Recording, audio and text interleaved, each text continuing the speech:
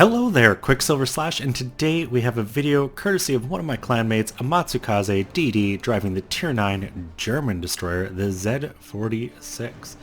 And personally, haven't made it to this ship yet. I'm still stuck back in the moss, but, you know, I've had a really rough time with these German destroyers. And the ones at slightly higher tier, you know, all the destroyers kind of head towards this, like, amalgamated design, because enough trial and error, I think, led them all to realizing similar things, that, you know, two twin-barreled guns up front, one or two sitting in the back somewhere with the torpedoes in the middle, just made a really effective destroyer design. Now, at the Z-46, you are stuck, or blessed, depending how you look at it, with the kind of strange German layout that you find across the lines, and things like the Königsberg, Nuremberg, the Rune, the Z-46, where you have one twin barrel gun up front and two turrets in the ass. And that means a couple things, but in a destroyer, and granted a number of the Japanese destroyers actually share this design too, it actually makes you very effective at fighting a running fight. You know, 66% of your firepower points straight aft, when only 33% points forward. So, you know, maximizing this really actually kind of makes you safer. So that's always kind of one of those things to kind of just keep in mind. You can see that Benson pops smoke and Amatsukaze makes a beeline for it, because one thing, despite having very healthy hit pools, these German DDs do not seem to take a hit very well. And, well, he definitely has his pick of targets as far as what to fire torpedoes at, and unfortunately there has to just be a complete bug, because it seems anytime you target something with the torpedoes in a replay, the replay file never displays them, and rather unfortunate that that's the case, but pretty obvious that torpedo wall is heading straight for that cluster of ships, and I think it's gonna connect. You look at the Bismarck, clearly slowing up, but at least two of those torpedoes look to be on target, and then right behind the Bismarck you've got the Qckslvrslash charging up, who could easily eat one or two, and a couple other targets, and, well, the Bismarck does eat two. Unfortunately, no flooding, and that really sucks. You know, those look to go right into the belt, and that's the kind of worst place to hit someone with a torpedo if you're hoping for the flooding. But Amatsukaze is doing some serious damage, and with AP. And, you know, once again, I think too many destroyer captains, myself included, kind of just fire HE and rely on it. You know, especially at a battleship. I can guarantee you if that was me, I would be firing HE, and I'm wrong, because watching that, Amatsukaze was landing 2,000-3,000 damage volleys, no problem at that Bismarck, just by aiming for the superstructure. So, something for myself to work on just watching this and seeing how much damage he was picking up with the AP shells there. And that Miyoko gets obliterated by a torpedo, and, you know, kind of makes things safe for Amatsukaze, with the exception of this cruiser that is sneaking in the back door. And maybe he just knows that it's an Atlanta that is absolutely screwed, or it just took him a little while to realize. Finally the guns come over, AP, one shot, one kill, lands the Citadel. Next up, the Kiev, still just firing AP, sitting side on and getting good damage.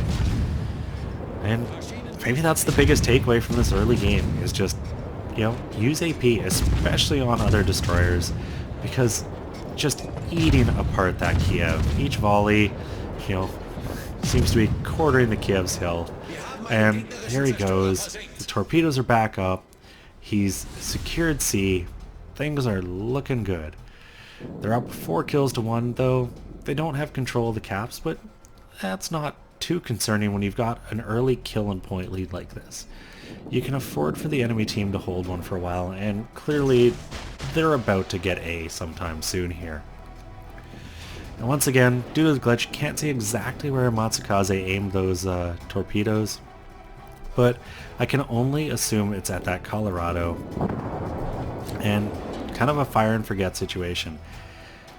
Ideally, there'd be something else here in the center to help work over this Ibuki, but, you know, having seen the game so far, Amatsukaze is not afraid to put his guns to work, and just starts going to town, and the shells finally let him down. No damage out of any of those volley.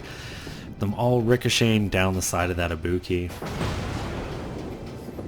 And unfortunately gets ambushed by a Fletcher, but 2 guns in the rear, able to rapidly return fire. And, you know, they kind of came into this with equal health, about 15,000 apiece. And look how quickly Amatsukaze wiped a huge chunk off that Fletcher and is now just ignoring him for a bit as he goes to work on this Ibuki who's nearly dead, gets another kill, and then switches back to the Fletcher. And it's amazing that that Fletcher hasn't really managed any damage in that time. Man, what a game. We're 7 minutes in, 81,000 damage down, and Amatsukaze is kind of just owned this chunk of ocean. Kind of set up, you know, imaginary boy in the water, said, this belongs to me, you come in here, I'm killing you.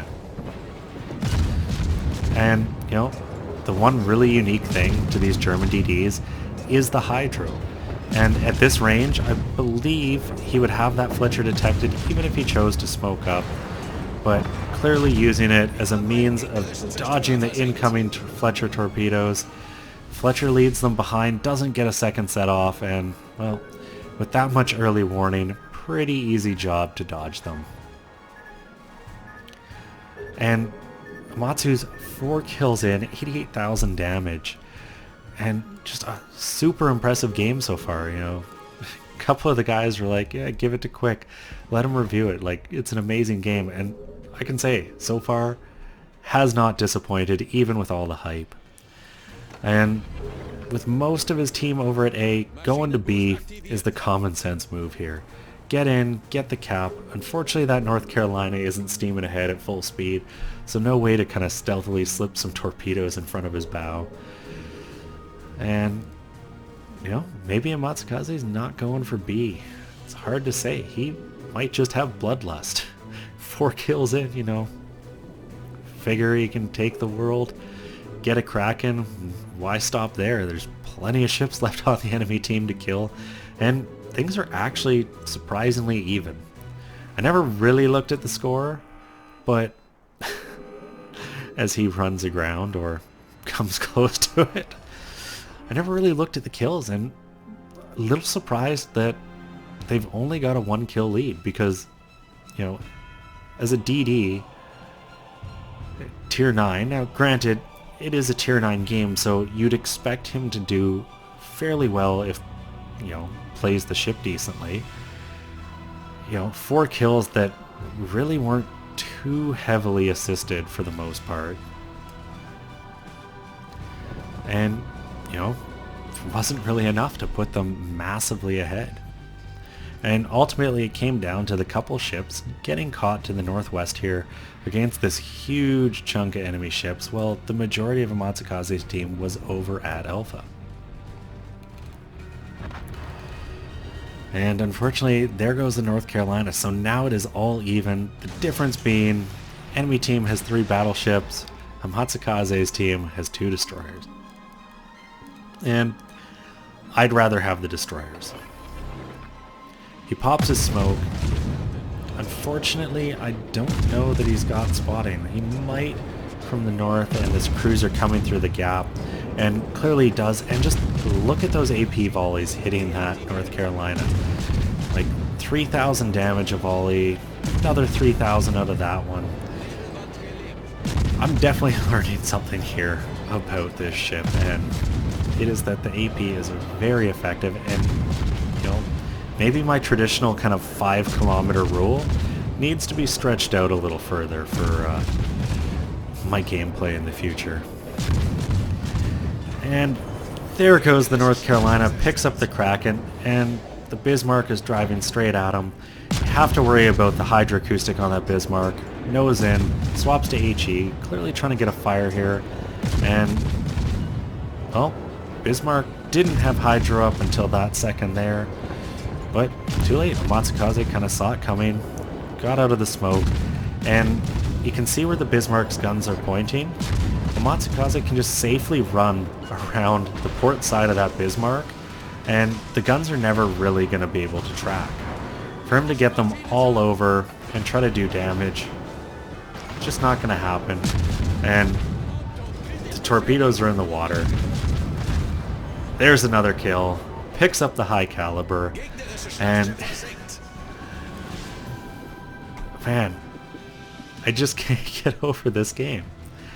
Very well played, and I think you can see Amatsukaze subtly hinting that maybe he's doing a bit of a job carrying this team, and I can't blame him because he has 2 times more kills than the rest of his team. 146,000 damage, and has done no shortage of putting his team onto his back. The second that Colorado came out, the guns are back to work, and you can see the Colorado turning to try to track him, and probably is going to put him in a bad position, because I think if that Colorado continues turning south here, it's going to get spotted by the York. Amatsukaze's got torps ready, and pretty confident the Colorado is going to come around, focus down that York, and a tier 9 destroyer is going to pounce that battleship, who I kind of feel bad for. You can see the spotting plane going up, doing everything possible to try to figure out where this Z-46 is hiding. He's got hydro up to make sure that there's no chance that detection is broken, and here comes the play. And once again, it's all about gun positioning. So for the Colorado to get his guns in, he's got to cut hard left, and in doing so, puts his rudder over and exposes himself to torpedoes. And well, Amatsukaze dies there. I think it's safe to say that this Colorado's going down with him. There's the hit, the kill, 7 kills, 195,000 damage, and well, with just a Qckslvrslash left, I think it's safe to call this one. You know, a Bismarck versus a Qckslvrslash. The Bismarck's got all the caps in his favor, and the Qckslvrslash's main strength of hiding inside smoke and just shelling, well, that doesn't work when you're the only thing left. So, with that happening, let's jump to the post-battle screen. A bit of luck for Amatsukaze at the end there, surviving to get both sets of torpedoes off at the Colorado, but regardless of that fact, it was an amazing game, a lot of fun to watch. 597,000 damage, Kraken, devastating strike, high caliber, and tis but a flesh wound. 195,000 damage and 7 kills, way more than the Kraken that he got. 4 floods, 1 citadel even, and the big thing I picked up on this is I need to reevaluate my ammunition choices at time. Over 3,000 experience, which is an amazing game and a great result, close to double the next people on his team. So what more can you ask for? Like, this line has been painful for me to drive and sail, but I kind of want to get up there because these higher tier Germans definitely seem to be able to put out the damage. And when you look across the board, you know, he did it to a lot of battleships, killed that Fletcher, the Kiev, and just stacked up the damage on a lot of different targets. And all told, almost made 500,000 credits and 11,780 experience, a little more for his captain. Anyways, thank you, Amatsukaze, for sending this in. I really enjoyed watching it. To anyone else who wants to send in a replay, Qckslvrslash@gmail.com. Also, a shout out to Nicole Goddard because it's your birthday or something. And if not, well, just play this on your birthday and then you can feel special. If you enjoyed it, please consider giving it a thumbs up or subscribing to the channel. And as always, I'm Qckslvrslash, and I'll have another one for you guys tomorrow.